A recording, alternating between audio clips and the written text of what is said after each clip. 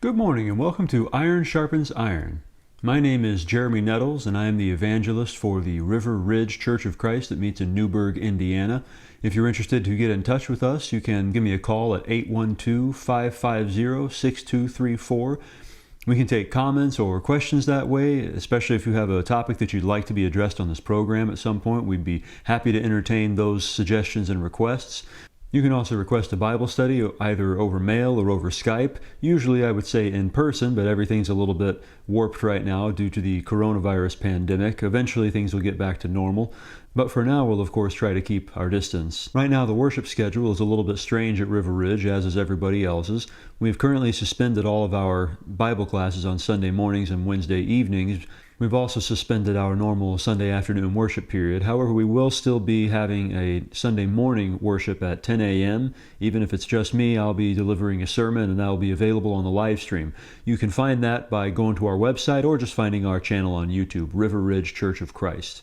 All of our services are streamed there, of course, and you can also go over our extensive backlog of educational content about the Bible as well. What I'd like to do with you this morning is to go back to the beginning, the very beginning, Genesis chapter 1. And what we'll notice as we go through this chapter is that God is the focus of everything. Before we get into the text, of course, I should give you a little bit of background. Think about when Genesis was written. When people are studying through the Bible, and if they want to go cover to cover, I often recommend studying Exodus first and then Genesis after that. Now, chronologically, the story that's told in Exodus, of course, comes after everything in Genesis, but the books of Genesis and Exodus were both written initially for the nation of Israel, and they both were written after the events that are recorded in Exodus actually occurred, or at least most of them. Now, how do we know this? Well, the easiest thing to do is to go back and look at the first few chapters of Exodus. And for example, you'll see Moses at the burning bush in chapter 3 asking God, if I go back, they're going to say, "Who sent you?" Well, who should I tell him has sent me? He seems to talk as if the people of Israel aren't really familiar with the Lord, the God of Israel, anymore, and that would not square very well with the book of Genesis being something that they all had access to. There are other things that show up in the first chapter of Genesis that point toward this connection to Exodus. For example, the Ten Commandments in Exodus are some of the most fundamental parts of the law that God gave to the nation of Israel. Well, there are 10 specific times in Genesis chapter 1 where it says, "And God said." I don't think that's an accident. They're both cases of God saying 10 specific things. So when this book was written, it wasn't just intended to tell the story, it was also intended to correct a misunderstanding. Now, considering where the people of Israel had come from, being in bondage in Egypt for 400 plus years, it's understandable that they would have been influenced some by the culture around them. And the culture around them mostly consisted of a sort of crazy paganism and polytheism. Now, I should issue a disclaimer on anything that I say about Egypt and its culture and history and mythology. It's all incredibly complex and it covers vast stretches of time. And there are many people with PhDs on one specific subtopic of Egyptian history or culture or mythology or literature or language. I am far from an expert in this field, but I can at least give you a brief rundown of my understanding of what the people around the nation of Israel thought of creation and religion at the time in which this was written. The Egyptian creation myth starts with a void, or it's often called chaos, and an expanse of water that just never ends. And that water is sometimes deified and named Nun. Now, there's a god named Atun, or in some versions it's Amun, both of whom are sort of versions of the sun and or spirit. And this god, we'll go with Atun, creates himself, and then he creates the earth. After he creates himself, Atun creates, or perhaps begets is a better word, two other gods, Shu, who represents dry air, and Tefnut, who represents moist air. Now, that seems a little bit strange, but it has to do with the climatology of different parts of Egypt. Now, these two go out from Atun and they begin to shape the world around them. And eventually they return to their father. And when they return, he's very pleased with this and he cries tears of joy. And those tears, after they have fallen, they become humans. But these humans have no place to live. And so they're left wandering homeless. There's nothing there but just this sort of pyramid structure that has come out of the water beneath Atun, and then this endless expanse of water that goes on around that. Well, Shu and Tefnut have some children of their own. One is called Geb, who represents the earth, and the other is called Nut, who represents the sky. Now, Geb and Nut fall in love, but Atun has some moral qualms with this, and he separates them, separating the earth from the sky. Nevertheless, they have fallen in love already, and Nut, the sky goddess, gives birth to other gods. These would be Osiris and Isis and Set and Nephthys and Horus, some of the most well-known and iconic of the Egyptian pantheon. Well, the situation progresses and it evolves into further order and further structure, and it's very Egypt-centered, and it even results in basically the Egyptian culture and power structure that we see in ancient Egypt of that period. Well, those are some of the basic cultural assumptions held by the people among which the Israelites found themselves during the period before they were freed, and that brings us to Genesis. So let's open up to Genesis chapter 1 and start reading, verses 1 and 2. In the beginning, God created the heavens and the earth. The earth was without form and void, and darkness was over the face of the deep, and the Spirit of God was hovering over the face of the waters.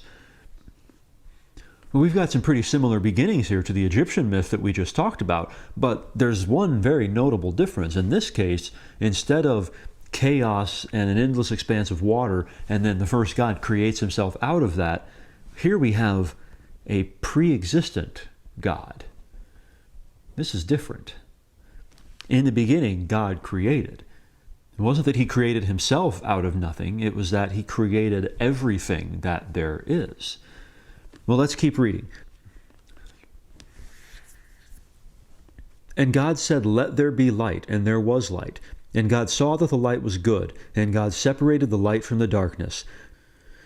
God called the light day, and the darkness he called night. And there was evening, and there was morning, the first day. Now notice it doesn't call him the God of light. It doesn't say that God was the light even, but it says that he is the creator of light, the origin of the light, who spoke light into existence. Now contrast that with the Egyptian myth of Atun or Amun, or sometimes it's even Ra, who is explicitly a sun god, having created himself rising out of the water. This is different. He is being portrayed as the source of these things instead of the representation of the phenomena of the physical world. And already we've only completed day 1, but what we see God doing here is creating order and structure out of the chaos. Verses 6 through 8. And God said, "Let there be an expanse in the midst of the waters, and let it separate the waters from the waters. And God made the expanse and separated the waters that were under the expanse from the waters that were above the expanse, and it was so. And God called the expanse heaven, and there was evening, and there was morning, the second day."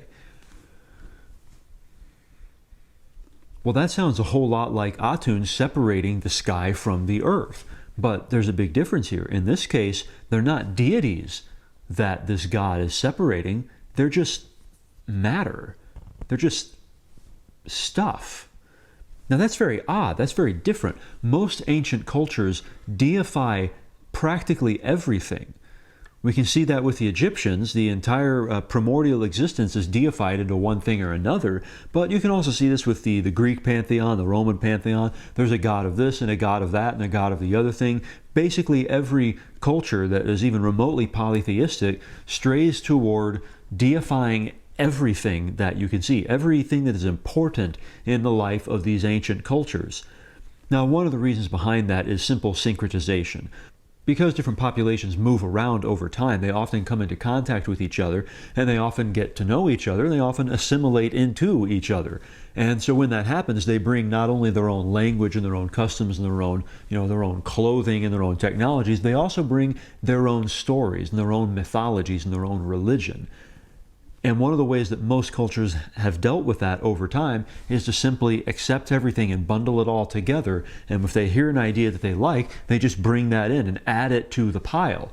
And so you end up with these very large pantheons where there's a god of this and a god of that and a god of the other thing, and they all have these relationships with each other, and you can see how one of them came from this one culture and one of them came from this other culture as time went on.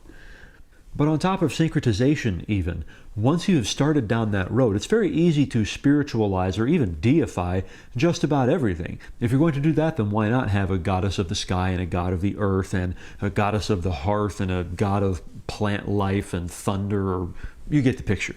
Now, that might seem a little bit silly to us, but now compare that to Genesis. This account has often been scorned because of its very unscientific nature, but it was actually well ahead of the curve on this. You can compare this to, for example, things that Aristotle was thinking about in the 4th century BC in Greece. He says in Metaphysics, Book 12, Part 7, "There is therefore also something which moves it, and since that which moves and is moved is intermediate, there is something which moves without being moved, being eternal, substance and actuality." Well, that's a whole lot like this idea of God as the origin of everything. He's not one God among many, but he's the ultimate cause of these things. You might say the unmoved mover. Aristotle said something very similar in Physics, Book 8, Part 6. The following argument also makes it evident that the first movent, which is just a strange word for a thing that moves something else, that the first movent must be something that is one and eternal. We have shown that there must always be motion. That being so, motion must also be continuous, because what is always is continuous, whereas what is merely in succession is not continuous. But further, if motion is continuous, it is one. And it is one only if the movent and the moved that constitute it are each of them one, since in the event of a thing's being moved now by one thing and now by another, the whole motion will not be continuous but successive. Okay, that was really complicated, but he's talking about this unmoved mover, and he's saying that back at the very beginning of it, there must have been one singular cause that brought everything else about, that wasn't moved by anything else. And that's exactly what the account in Genesis chapter 1 is trying to describe. Now, Aristotle said those things around the year 350 BC. Genesis was written in the neighborhood of 1400 BC. That's pretty far ahead of the curve. That's not so different from today's version, which is just to call the unmoved mover the Big Bang, for whatever that's worth. Let's keep reading, verses 9 through 13. "And God said, Let the waters under the heavens be gathered together into one place, and let the dry land appear. And it was so. God called the dry land earth, and the waters that were gathered together he called the seas. And God saw that it was good. And God said, Let the earth sprout vegetation, plants yielding seed, and fruit trees bearing fruit, in which is their seed, each according to its kind on the earth. And it was so. The earth brought forth vegetation, plants yielding seed according to their own kinds, and trees bearing fruit, in which is their seed, each according to its kind. And God saw that it was good. And there was evening, and there was morning, the 3rd day." Now, unlike the Egyptian story, this time it's the one and only God who creates all these things, instead of having his children go around and create things sort of haphazardly. Let's pick up in verse 14. "And God said, Let there be lights in the expanse of the heavens to separate the day from the night, and let them be for signs and for seasons and for days and years, and let them be lights in the expanse of the heavens to give light upon the earth. And it was so. And God made the 2 great lights, the greater light to rule the day, and the lesser light to rule the night, and the stars. And God set them in the expanse of the heavens to give light on the earth, to rule over the day and over the night, and to separate the light from the darkness. And God saw that it was good. And there was evening, and there was morning, the 4th day." Now, this is one of the biggest breaks between this and the Egyptian mythology. This time, unlike the Egyptian story, the sun is not primordial. The sun is not one of the first things to exist. The sun certainly is not represented by a god. The sun is something created. In fact, and this is somewhat mind-bending, in this account, light comes first. God creates light, and then he creates the sun later. Well, we certainly know that the sun is the source of all natural light on this earth. And it's not as if the ancient Israelites were stupid. It's not that that went over their heads. They realized that too. But they didn't feel the need to deify the sun. Instead, they recognized it as something that had been created. So contrary to the Egyptian mythology which they had inherited, the sun was not a god. God was the creator of the sun. Let's pick up in verse 20 and we'll bite off a bigger chunk this time. And God said, "Let the waters swarm with swarms of living creatures, and let birds fly above the earth across the expanse of the heavens." So God created the great sea creatures and every living creature that moves, with which the waters swarm, according to their kinds, and every winged bird according to its kind. And God saw that it was good. And God blessed them, saying, "Be fruitful and multiply, and fill the waters and the seas, and let birds multiply on the earth." And there was evening and there was morning the fifth day. And God said, "Let the earth bring forth living creatures according to their kinds, livestock and creeping things and beasts of the earth according to their kinds." And it was so. And God made the beasts of the earth according to their kinds, and the livestock according to their kinds, and everything that creeps on the ground according to its kind. And God saw that it was good.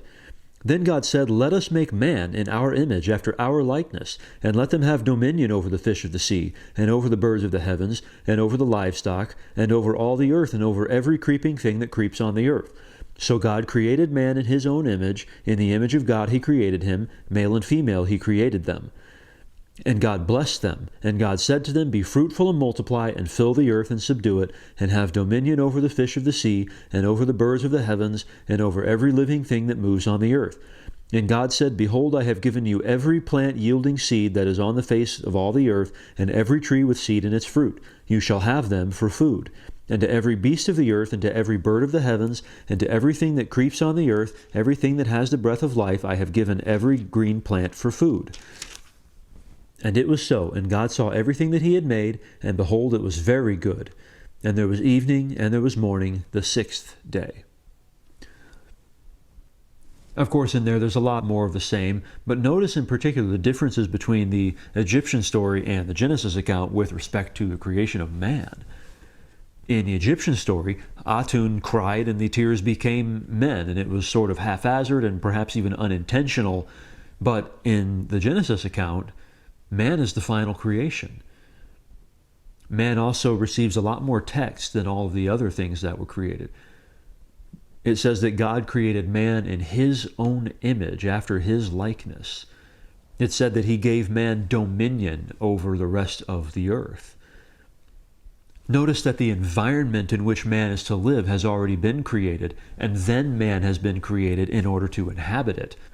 That's very different from what we saw in the Egyptian account, where the humans were created, but there was no environment for them to live in. And so the gods had to create a whole bunch of other stuff in order to give them a habitat.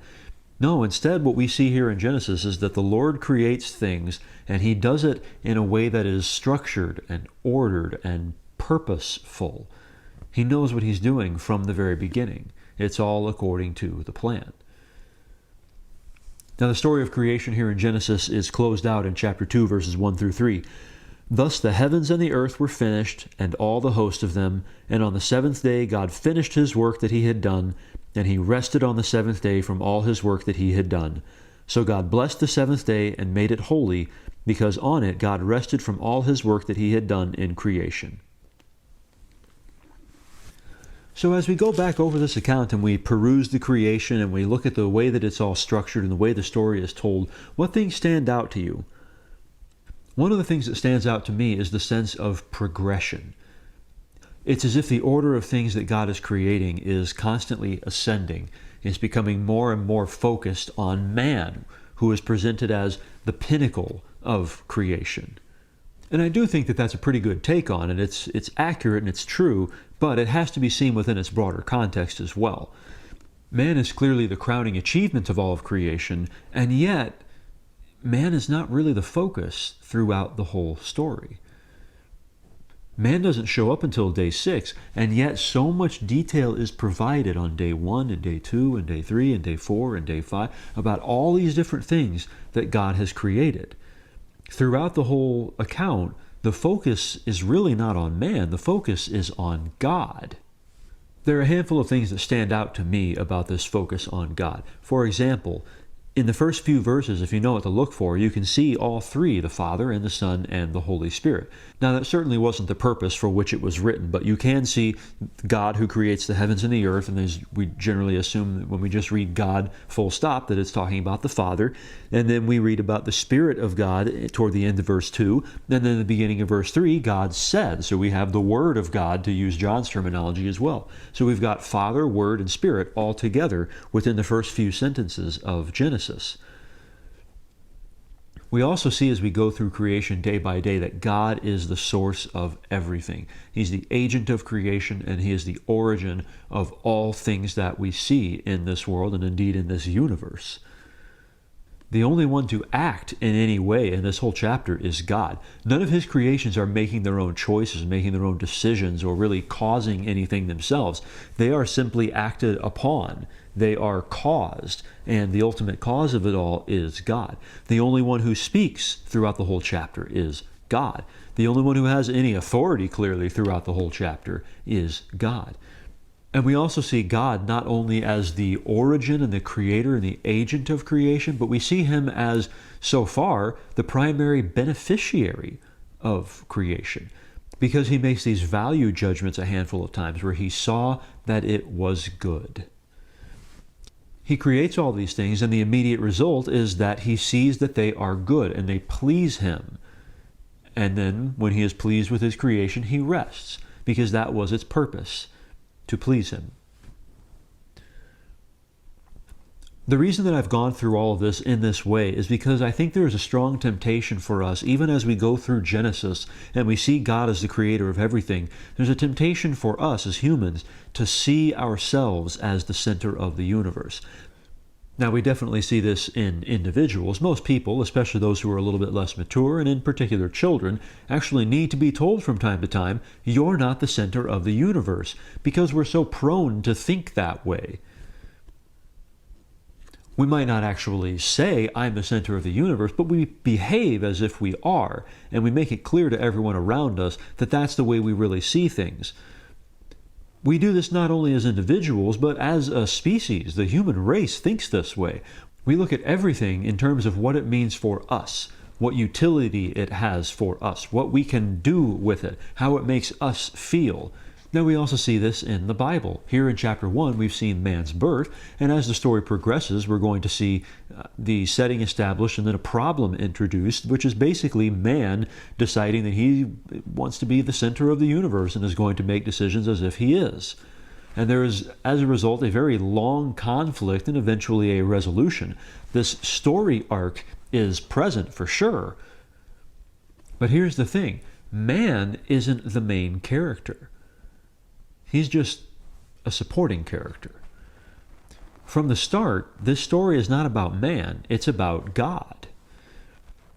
Genesis chapter 1 introduces him, and it develops his character a little bit, and as the chapters go on, it's going to develop his character more and more and more, and it will lay out the problem that he needs to solve and the long conflict that ensues as a result, and eventually the resolution. At the end of the story, who triumphs over adversity? Is it man? Yes, on a technicality, because the man who triumphs is also God. Now, this is not to say that humanity is a passive character throughout the story, or that man is one-dimensional or ancillary to the plot. No, in fact, man is central to the plot of the story as well.